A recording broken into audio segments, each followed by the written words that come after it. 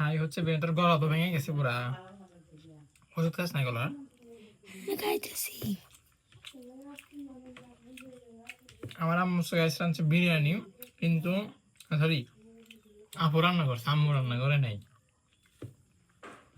এদের বিরিয়ানি আনছে মুরগির মাংসের বিরিয়ানি,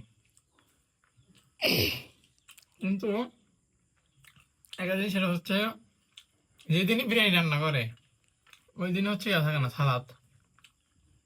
সালাদ তো থাকেই না, তারপরে লেবু খাই না, তার কারণে আমি লেবু নেই। আর হচ্ছে কারেন্ট নাই, প্রচুর গরম। এখানে যে বিরিয়ানিটা দেখো, এই দেখো বহু সুন্দর।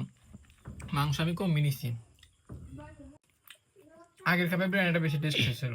আর বিরিয়ানি খেতেছে অনেকদিন ধরে বৃষ্টি বৃষ্টির লেগে, মানে যেদিনকে রান্না করতেছে ওদিনকে গরম ওঠে, তার কারণে রান্না করে। আজকে হালকা বৃষ্টি ছিল, তার কারণে রান্না করছে। কারেন্ট না, ক্ষুধা লাগছে খুবই। আমরা না কারেন্ট কখন না কখন আসবে খায়নি।